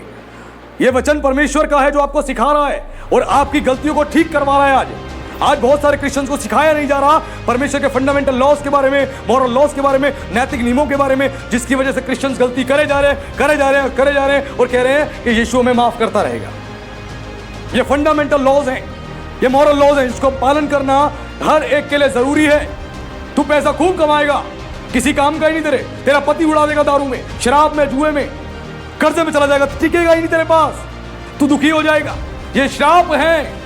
कब? जब परमेश्वर की आज्ञा का आप उल्लंघन करते हो, इसके कारण ऐसा होता है। और इसके 35 में पढ़े क्या लिखा है, यहोवा तेरे घुटने और टांगों में वरन नख में शिक तक भी असाध्य फोड़े निकालकर तुझको पीड़ित करेगा। हाँ, लिखा है कि तेरी टांगों में वरन तेरे नख और शिक तक भी असाध्य फोड़े निकालकर तुझको पीड़ित करेगा। यानी अलग अलग रोग देगा तेरे को, डिफरेंट बीमारियां देगा कि बेटा तू इस बीमारी से नहीं सुधर रहा, तू थायराइड से नहीं सुधर रहा, ले बीपी भी ले, शुगर भी ले, अब ये अलग फोड़ा भी ले, डिफरेंट ले, मुफ्त में, बाय 1 गेट 10 साथ में फ्री। असाध्य रोग इतने देगा परमेश्वर कि तू सुधर तो रहा नहीं, पहली बार में सुधर जाए, पहली बार में, नहीं तो बाय 1 गेट 10, 20, 100 और 1000 तैयार है। डॉक्टर बोलेगा ये बीमारी निकल गई। एक मेरे रिलेटिव है और वो लेडी है, आई थिंक 60 साल से ऊपर की लेडी है, वो डॉक्टर के पास गई, डॉक्टर को दिखाया, डॉक्टर ने बोला तुम्हारी पेट में बहुत सारी पथरी है, फिर बोला तुम्हारा लीवर डैमेज हो चुका है, फिर कुछ दिन बाद दिखाया तुम्हें टीबी भी है, कुछ दिन बाद दिखाया तुम्हें कैंसर की शिकायत भी है, कुछ दिन बाद दिखाया कि तुम्हारा शरीर गल गया है। अब वो बताई जब मैं जाऊं फिर नई बीमारी, जब मैं जाऊं फिर नई बीमारी। मैं कह रहा बाप रे इतनी बीमारियां कैसे आ रही हैं? तो ये वचन मेरे सामने आया, देख ये कारण है, बीमारियां पे बीमारियां आ रही है। एक बीमारी खत्म नहीं हुई, अगली, फिर उसके बाद अगली, फिर अगली और लाइन लग गई। परमेश्वर कह रहा है मेरी आज्ञाओं को मान, पीछे आशीष की लाइन लगा दूंगा। हालेलुया। और मेरी आज्ञा का उल्लंघन कर तो बीमारियों की लाइन लग जाएगी, परेशानियों की लाइन लग जाएगी और तू बोलेगा मैं क्या करूं। यह परमेश्वर सिखा रहा है, सीखना है। लिखा है इतना परमेश्वर पीड़ित कर देगा तुम परेशान हो जाओगे। उसके बाद इसके 44 में पढ़े क्या लिखा है, वह तुझको उधार देगा परंतु तू उसको उधार न दे सकेगा, वह तो सिर और तू पूछ ठहरेगा। हालेलुया। लिखा है तुझको उधार देगा परंतु तू उसको उधार ना दे सकेगा। तू दूसरे से उधार तो ले लेगा बेटा, लेकिन कभी दूसरों को उधार दे ही नहीं पाएगा। तू उधार लेता ही रहेगा, उधार लेता ही रहेगा। ये भी एक श्राप है कि बार बार तू उधार लिए जा रहा है। मैंने पिछले दिनों बताया कर्जे पे कर्जा, इस कर्जा ले लिया सब जगह से, अब कर्जा चुकाने के लिए यहां से कर्जा, इसको दे दिया, वहां से उठाया, फिर इसको दे दिया, वहां से उठाया, फिर इसको दे दिया, कर्जे पे कर्जा।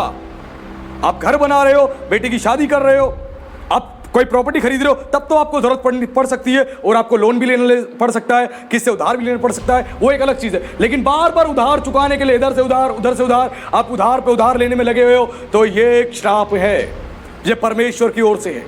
और इस श्राप को आशीष में परमेश्वर ही बदल देगा। जब तू अपने जीवन को सुधारेगा, इस वचन को सुनते ही अपने मन को बदल देगा, उसी दिन तेरा जीवन परमेश्वर सुधार देगा। हालेलुया। उधार तो लेगा लेकिन उधार दे नहीं पाएगा, और तुझे परमेश्वर सिर नहीं पूछ बनाएगा, यानी तू हमेशा पीछे रहेगा। तू डिसीजन को सुनने वाला बनेगा, डिसीजन देने वाला नहीं बन पाएगा। तेरे डिसीजन को कोई मानेगा नहीं, तू डिसीजन मेकर नहीं बनेगा, तू डिसीजन को सुनने वाला बनेगा। तू लोग तेरे को डिसीजन देंगे और तू मानेगा, यानी हमेशा तू छोटी पोस्ट पे रहेगा, अपनी कंपनी में छोटे पोस्ट पे रहेगा, हमेशा छोटी पोस्ट पे रहेगा। ऊपर से तेरे को हमेशा ऑर्डर मिलते रहेंगे, ऑर्डर तू फॉलो करता रहेगा, लेकिन तुम ऑर्डर को खुद दे नहीं पाओगे, क्योंकि तुम छोटी पोस्ट पे बैठे हो। तुम परेशान हो जाओगे, दुखी हो जाओगे, और तुम्हारा कुछ नहीं होगा। उसके बाद एक वचन और पढ़े मेरे लिए, न्याय व्यवस्था अध्याय 26 पद 18 पढ़े, क्या लिखा है? और यदि तू इन बातों के उपरांत भी मेरी न सुनो, तो मैं तुम्हारे पापों के कारण तुम्हें 7 गुनी ताड़ना और दूंगा। हाँ, अगर इसके उपरांत भी तुम ना सुनो, यानी जो परमेश्वर कह रहा है मेरी आज्ञा ना मानने से इतनी परेशानियां तुम्हारे ऊपर आएंगी, इतने दंड तुम्हारे ऊपर आएंगे, और तब भी नहीं सुनोगे मेरी मानने के कारण, तो क्या करूंगा मैं? 7 गुना और ताड़ना दूंगा। कितने गुना? 7 गुना। परमेश्वर 7 गुना और ताड़ना देगा, यानी 7 टाइम फिर से वो समस्या बढ़ा देगा। यानी पीछे जो समस्या आ रही थी वो तो थोड़ी थी बेटा, अगर तू नहीं मानेगा अब इसको 7 से मल्टीप्लाई कर दूंगा। तेरे पास 7 बीमारी है तो 7 से 7 को मल्टीप्लाई कर ले, 49 बीमारी आ जाएगी। परेशानी में परेशानी, 7 गुना परमेश्वर कह रहे विपत्ति बढ़ा दूंगा अगर तू मेरी आज्ञाओं को नहीं मानेगा तो। ध्यान देना, आज्ञा नहीं मानने पे ये परेशानी आएंगी। उसके बाद 21 भी पढ़े, क्या लिखा है?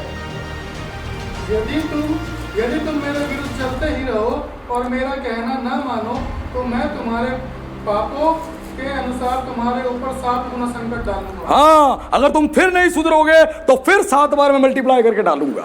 पहले तो 7 बार परमेश्वर डालेगा, लेकिन अगर फिर उसकी आज्ञा नहीं मानोगे तो 7 टाइम फिर से बढ़ा देगा। अब तुम बोलोगे कि शैतान कर रहा है। आज 90% क्रिश्चियंस कहते हैं कुछ भी होता है शैतान कर रहा है, शैतान कर रहा है। यहां पर परमेश्वर उनके बीच की बात चल रही है, परमेश्वर उनके बीच में, परमेश्वर का काम हो रहा है, लेकिन वो शैतान को क्रेडिट दे देते सारा।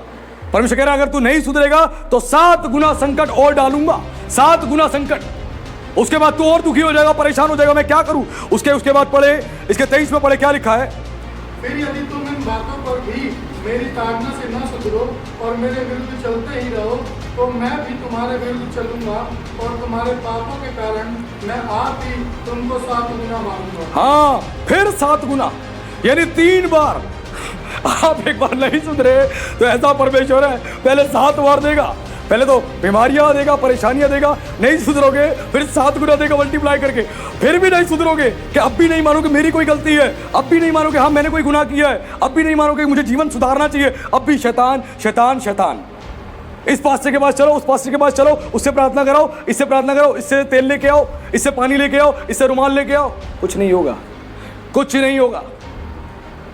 जीवन अगर सुधार लिया तो ठीक, पहले तो 7 बार देगा परमेश्वर पनिशमेंट, नहीं सुधरे फिर 7 बार देगा, और फिर नहीं सुधरे तो उसके बाद फिर 7 बार देगा, मल्टीप्लाई करता जाएगा। इतनी परेशानियां, इतनी विपत्तियां आएंगी और तुम बोलोगे मैं क्या करूं? और लिखा है जिसको पुत्र बनाता है उसको वो कोड़े भी लगाता है। ये परमेश्वर है, परमेश्वर काम कर रहा है और तुम शैतान को सारा क्रेडिट दे रहे हो। शैतान का अधिकार ही नहीं है तुम्हारे जीवन में, तुम उसको अधिकार देते हो, उसका अधिकार नहीं है। ये परमेश्वर कह रहा है, उसका वचन है। उसके बाद अब इसका सॉल्यूशन क्या है?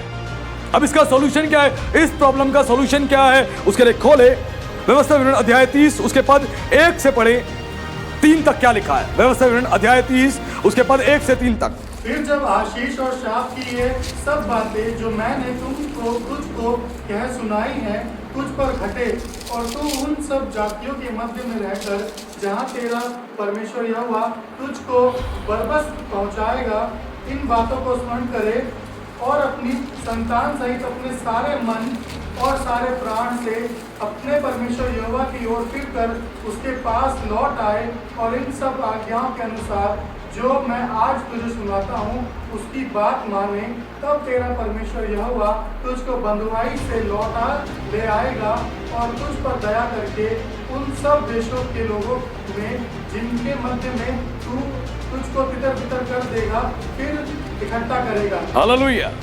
अब यह बताई गई है कि आशीष के भागी कैसे बन सकते हो। लिखा है, फिर जब आशीष और श्राप की ये सब बातें जो मैंने तुझको कह सुनाई है तुझ पर घटे, जब तुझ पर घटे और तेरे को रियलाइज हो कि हाँ परमेश्वर ऐसा तो मेरे साथ हो रहा है, ऐसा तो मेरे जीवन में है, ऐसा तो मेरे साथ हो रहा है मेरे जीवन में है, जब तुझे ऐसा महसूस हो तुझ पर घटे और तू उन सब जातियों के मध्य में रहकर जहां तेरा परमेश्वर यहोवा तुझको बरबस पहुंचाएगा, इन बातों को स्मरण करे। और जब तू याद करे कि हाँ प्रभु जो प्रचार में कहा गया है तेरे दास के द्वारा और जो वचन में लिखा है ऐसा तो मेरे साथ हो रहा है, मैंने ये तो गलती करी है और मैं गलती कर रहा हूं, मैं गलती से बाहर नहीं निकला, मैं गलती कर रहा हूं।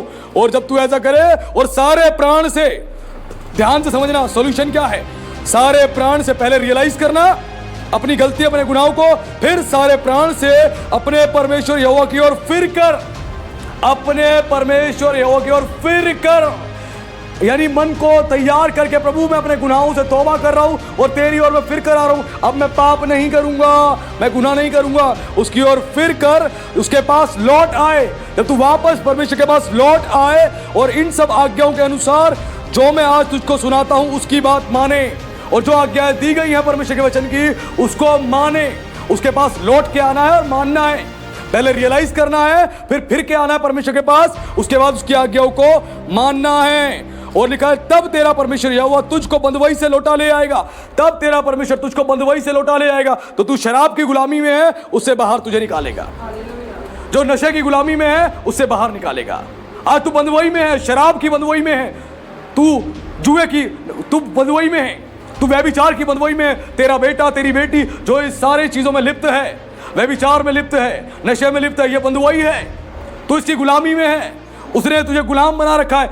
अगर तू परमेश्वर की ओर फिरेगा तब तुझे वो शराब से बाहर निकालेगा, तुझे जुए से बाहर निकालेगा और तेरे जीवन को ठीक करेगा, तेरे बच्चों को बंधुआई से बाहर निकालेगा, तेरे कारण वो बाहर निकालेगा और तू आशीष का भागी बनेगा।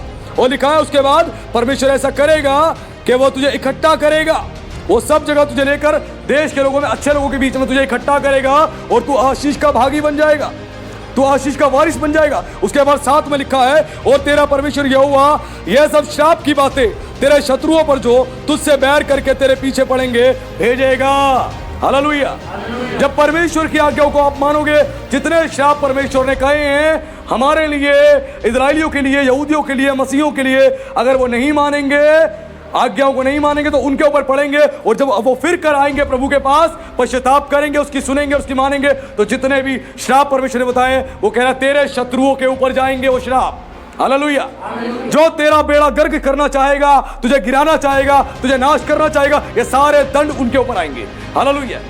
ये सारे दंड उनके ऊपर आएंगे, सारी परेशानी तेरे शत्रुओं के ऊपर आएगी, तेरा कुछ भी नहीं बिगड़ेगा, तेरा कुछ भी नहीं बिगड़ेगा, क्योंकि तू संपूर्ण मन से मेरी ओर फिर कर आया है, संपूर्ण मन से मेरी ओर फिर के आया है। उसके बाद इसके लिखा है 9 में, 8 और 9 में, और तू फिरेगा और यहोवा की सुनेगा और इन सब आज्ञाओं को मानेगा तो मैं आज तुझको सुनाता हूं, और यहोवा तेरी भलाई के लिए तेरे सब कामों में तेरी संतान, तेरे पशुओं के बच्चों, तेरी भूमि की उपज में बढ़ती करेगा, क्योंकि यहोवा फिर तेरे ऊपर भलाई के लिए वैसा ही आनंद करेगा जैसा उसने तेरे पूर्वजों से किया था। हालेलुया। जब उसकी ओर फिर जाओगे तो वो कह रहा है तेरी सैलरी में इंक्रीमेंट्स लगेंगे, तेरे बिजनेस में प्रॉफिट्स आएंगे, तेरे जानवरों में आशीष आएगी, तेरे बिजनेस बढ़ते जाएंगे, तेरी प्रॉपर्टीज बढ़ती जाएगी, तू ब्लेस्ड होता जाएगा यदि तू आज्ञाओं को मानेगा। और अगर नहीं मानेगा तो विश्वास मान, तू परेशान रहेगा। यहां परमेश्वर ने सारी प्रॉब्लम का सोल्यूशन बता दिया। उसकी आज्ञाओं को मानना, सुनना और चलना। सबसे पहले पश्चाताप करें, रियलाइज करें, याद करें हाँ प्रभु मैंने गुनाह किए। उसके बाद उसकी ओर फिर के आए, उसकी ओर फिर क्या है, रोए, पश्चाताप करे, प्रार्थना करे और उसकी जितनी भी आज्ञाएं बताई गई है उसको माने। क्योंकि यूहन्ना बपतिस्मा देने वाला भी इसी बात का प्रचार कर रहा था कि मन फिराव के योग्य फल लेके आओ। मन फिराव के योग्य, अगर तुमने मन फिरा लिया है उसके योग्य फल दिखने चाहिए। तुम्हारे जीवन के अंदर फल दिखने चाहिए, तुम्हारी बोली, तुम्हारा व्यवहार, तुम्हारा बातचीत करना, ये सब कुछ दिखना चाहिए। और जब वो दिखाई देगा कि हाँ तुम्हारा जीवन बदल चुका है, तुम आशीष के भागी बन जाओगे और सारे श्रापों से, सारे बंधनों से आजाद हो जाओगे। हालेलुया। तो प्रभु का धन्यवाद। प्रभु आप सबको आशीष दे। सभी को जय मसीह। आइए हम लोग आंखें बंद करेंगे, सरों को झुकाएंगे, एक छोटी सी प्रार्थना करेंगे। हे पिता परमेश्वर, हम आपका धन्यवाद करते हैं प्रभु। आज मेरे परमेश्वर आपके बच्चों ने प्रभु आपके वचन को सुना प्रभु, आपके वचन से सीखा मेरे परमेश्वर कि प्रभु बहुत सारे ऐसे गुनाह और अपराध प्रभु हमारे जीवन से होते हैं प्रभु, आपके बच्चों से होते हैं राजा, जो मेरे परमेश्वर आपकी दृष्टि में ठीक नहीं। और जब प्रभु मनुष्य के ऊपर विपत्तियां आती हैं, परेशानियां आती हैं, तो प्रभु वो हमेशा शैतान को क्रेडिट देता है। लेकिन मेरे अब्बा आपने बताया यदि तुम मेरी आज्ञाओं को नहीं मानोगे तो तुम्हारे ऊपर दंड भी आएंगे, क्योंकि आप ऐसे पिता हैं जिसको पुत्र बनाते हैं, उसको कोड़े भी लगाते हैं, उसकी ताड़ना भी करते हैं। जैसे आपने इजरायलियों की ताड़ना करी, वैसे ही आप हर एक व्यक्ति की ताड़ना करते हैं जो यीशु आप पर विश्वास करता है। और मेरे अब्बा आज आपके बच्चों ने जाना, आज के वचन से सीखा, और प्रभु जब प्रभु आज के वचन को आपके बच्चों ने सुना तो उन्होंने जाना और विश्वास किया कि उनके जीवन में जो घट रहा है प्रभु सचमुच मेरे परमेश्वर वो प्रभु जी आपकी ओर से है, ना कि शैतान की ओर से। और आज आपने बता दिया तो संपूर्ण मन से तू फिर जा, तो तेरे जीवन को मैं आशीष का वारिस बना दूंगा। तेरा जीवन आशीष का वारिस हो जाएगा, तू आशीष का भागी हो जाएगा और तेरे जीवन में अद्भुत महिमा होगी। मेरे अब्बा आज अपने बच्चों को छुए प्रभु, आशीष दे, आज सबके जीवन को नया कर दे, सबके अंदर की कठोरता को खत्म कर दे। आज आपके वचन ने प्रभु चढ़ाई करी है और हर एक को छुआ है, हर एक को अंदर और बाहर से छेद दिया राजा। आज धन्य है वो लोग जो अपने मन में पश्चाताप करते हैं, अपने गुनाहों को मानते हैं और अपने आप को बदलने की प्रभु तैयारी कर रहे हैं राजा। आज जो बच्चे बदलना चाहते हैं उनकी मदद करे, उनकी सहायता करे और उनको आगे बढ़ाए मेरे परमेश्वर, ताकि आपकी महिमा हो। पवित्र आत्मा आज से प्रभु उनका परिवार, उनका घर, उनके जनरेशंस, उनकी हेल्थ, उनका फाइनेंस सब कुछ ब्लेस्ड हो जाए मेरे अब्बा, और आपकी महिमा हो मेरे परमेश्वर। मैं धन्यवाद करता हूं प्रभु कि आपने अपने बच्चों को छुआ है। आज अपने बच्चों को सामर्थ प्रदान करें, शक्ति प्रदान करें प्रभु, ताकि वो आपके पीछे चलने पाए। हे पवित्र आत्मा, आपका ज्ञान मनुष्य को बदल देता है। आज आपके बच्चों ने आपके ज्ञान को जाना है और सुना है अब्बा। आज सबको प्रभु जी आपने रास्ते में चलने के लिए ज्योति और दीपक का प्रभु कार्य किया है राजा। आपका मैं धन्यवाद करता हूं। मैं सबको प्रभु जी आपके पवित्र हाथों में सौंपता हूं और आपकी सभी संतानों को प्रभु मैं आपके सम्मुख लेके आता हूं और आपसे प्रभु आशीष की कामना करता हूं।